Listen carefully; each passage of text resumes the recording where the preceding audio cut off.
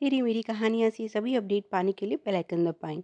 आज की कहानी है थैंक यू बेटा। पूजा घर में भगवान की प्रतिमा के सामने बैठी गायत्री देवी की आंखों से अविरल आंसुओं की बहती धारा पर ऑफिस से लौटे बेटे दिनेश की नज़र पड़ी तो वो ठिठक कर वहीं रुक गया। पहला ख्याल जो उसके मन में आया वो था, क्या माँ यहाँ आकर खुश नहीं है जो इस प्रकार रो रही हैं। उसने माँ से कुछ कहना ठीक नहीं समझा, लेकिन पत्नी निधि के पास अपनी परेशानी लेकर कमरे में पहुंचा तो देखा कि वो वहां नहीं है। कहाँ होगी निधि? यही सोच रहा था कि तभी उसे ख्याल आया, इस समय तो वह छत पर पौधों को पानी देने गई होगी। वो तेजी से सीढ़ियाँ चढ़ गया। निधि वहीं पर थी, किसी से फोन पर कह रही थी, जल्दी से जल्दी इस मुसीबत को घर से विदा करना होगा। इसके आने से तो मेरी सारी आज़ादी खत्म हो गई है। बड़ी पैनी नज़र है बुढ़िया की। आज जब मैं चाय बना रही थी तो तुरंत हाथ पकड़ लिया मेरा कि बहू, ये क्या करने जा रही थी तुम?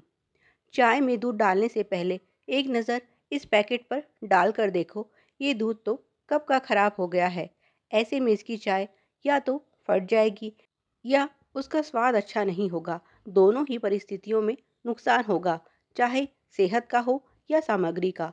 दोपहर में ना खुद चैन से बैठी, ना मुझे आराम करने दिया।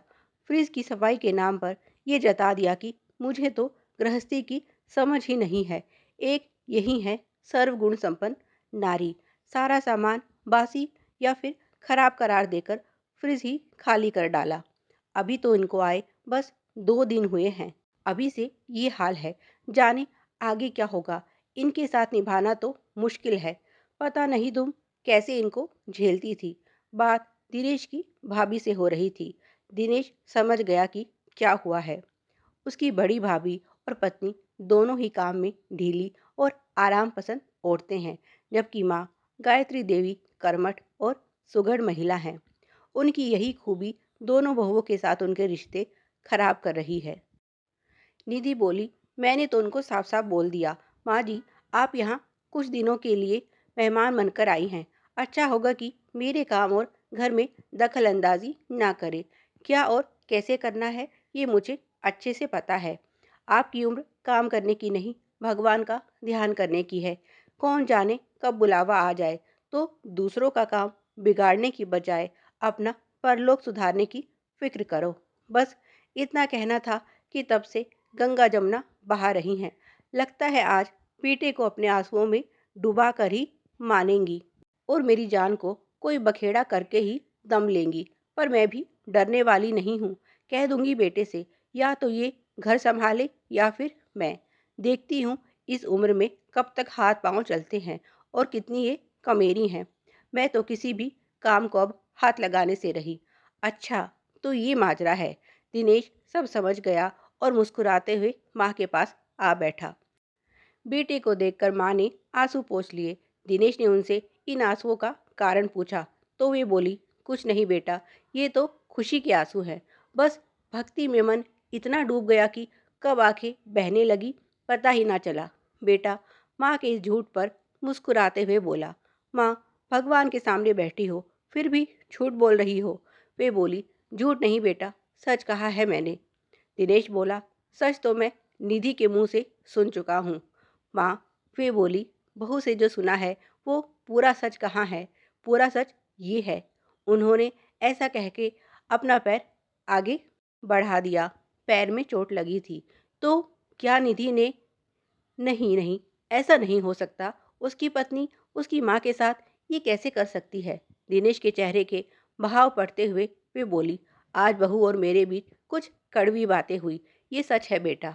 वो मेरे यहाँ आने से नाराज़ है, ये भी सही है। पर उसे इस बुढ़िया की परवाह है। यही सोचकर मैं आनंदित हुए जा रही हूँ और तुमने सोचा कि मैं रो रही हूँ। दिनेश कुछ समझा, कुछ नहीं समझ पाया। तब माँ ने उसे पूरी बात बताई। आज रसोई की सफाई करते समय संतुलन बिगड़ गया और मैं गिर पड़ी। मेरा पैर बर्तनों के स्टैंड से जा लगा और उसके तीखे कोने से पैर में लग गई। तब बहू ने इसकी पट्टी की और डॉक्टर के पास ले जाकर टेटनस का इंजेक्शन लगवाया। बड़ी बहू ने तो कभी बुखार तक की गोली लाकर नहीं दी। डॉक्टर को दिखाना तो दूर की बात है। अब तू बता, मुझे इस बात की खुशी होनी चाहिए कि बहू को मेरी फिक्र है, या इस बात की नाराज़गी कि उसने गुस्से में कुछ बोल दिया। वैसे तो आज तक जो सुनती आई हूँ बड़े बेटे बहू से, उसके आगे तो वो भी फूलों के समान ही था। दिनेश बोला, माँ, उस घर में तुम्हारी क्या इज्जत थी ये तो मुझे अंदाज़ा था, लेकिन वे तुम्हारे साथ ऐसा दुर्व्यवहार करते थे ये पता नहीं था। फिर भी तुम यहाँ आने से लगातार मना क्यों करती रही? वे बोली, बेटा बस यही डर था कि कहीं छोटी बहू भी बड़ी जैसी हुई तो मैं क्या करूँगी। कम से कम यहाँ तो मेरा सम्मान बरकरार रहे, यही सोचकर उनकी दुत्कार भी सहती रही। बेटा, बुढ़ापे में हर माता पिता औलाद से केवल यही आशा रखते हैं कि चाहे वे उन्हें सूखी रोटी ही खाने को दे, पर वो सम्मान की रोटी होनी चाहिए। इस उम्र में पकवान की आस किसी को नहीं रहती। हाँ, संतान का प्यार और सम्मान ही उनकी असली जीवन धारा होता है। निधि, जो अभी अभी वहाँ आई थी, कुछ सुन तो नहीं पाई कि माँ बेटे में क्या बात हुई, लेकिन सास और पति की आंखों में अपने लिए उमड़ते प्यार को देखकर वो समझ गई कि उसके लिए कुछ अच्छा ही कहा है सास ने। कहाँ तो वो उम्मीद लगा रही थी कि आज सास के कारण उसके घर में कलेश होगा, पर यहाँ तो सब अच्छा ही होता दिख रहा है। शायद जेठानी सास के खिलाफ उसके कान भरकर उसके घर में झगड़ा लगवाने की कोशिश कर रही थी।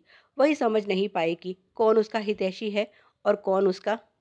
चलो छोड़ो इन बेकार की बातों को। रात के खाने का समय हो रहा है। उसका फ्रिज भी आज खाली हो गया है। जल्दी से ऑनलाइन ज़रूरत का सामान मंगवा लेती हूँ। आज सासू माँ को चोट भी लगी है, तो उनके लिए कुछ हेल्दी बना देती हूँ। निधि की यही खूबी तो दिनेश को सबसे ज़्यादा पसंद है।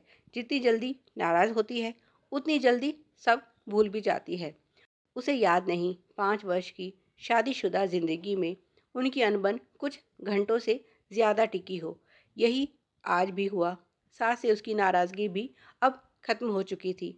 खाने के समय जब उसने गर्म रोटी सास की थाली में रखी तो उनकी आंखें भर आई।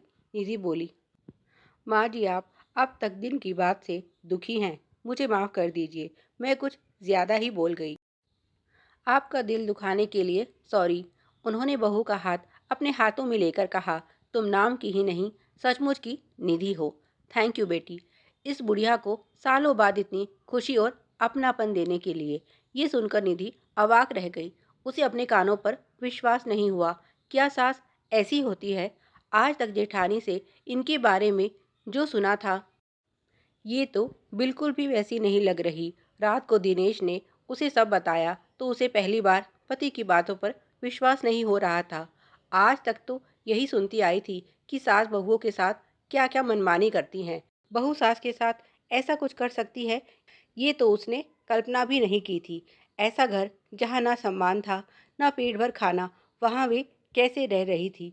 ये सोचकर निधि दुखी हो गई और खुद पर शर्म भी आई कि इतने सालों से जेठानी की बातों पर यकीन करती रही। खुद कभी सास को समझने की कोशिश क्यों नहीं की? अगली सुबह गायत्री जी यही सोच रही थी कि क्या छोटी बहू उनको अपने साथ रखने को राजी होगी, या उन्हें वापस बड़ी बहू के पास लौटना होगा। तभी निधि उनके लिए चाय लाई और बोली, माँ, आज शॉपिंग के लिए चलना है। आपके लिए बेड और पूजा के सामान के साथ साथ कुछ नई बेडशीट और ज़रूरी सामान लाना है। दिनेश भी वहाँ आया और बोला, माँ, आपकी बहू चाहती है सब सामान आपकी पसंद का हो। उनको तो अपने कानों पर यकीन ही नहीं हुआ कि जो उन्होंने अभी सुना वो सच है। उन्होंने निधि से कहा, थैंक यू बेटा। निधि बोली, किस बात का धन्यवाद माँ, मैं तो शर्मिंदा हूँ कि पहले ये क्यों नहीं किया। ये आपका घर है, यहाँ रहने के लिए आपको किसी की इजाज़त नहीं चाहिए। हाँ, बस थोड़ा अपनी आलसी बहू को काम करने को मत बोलना। दिनेश ने चुटकी ली तो सास बहू की हंसी छूट गई और उनका घर हंसी खुशी से गुलजार हो गया। प्यारे दोस्तों, इसी तरह की और भी मनोरंजक और पारिवारिक कहानियाँ पाने के लिए तेरी मेरी कहानियाँ को सब्सक्राइब करें। वीडियो पसंद आया तो लाइक और शेयर करें। Please like, share and subscribe. Thanks for watching.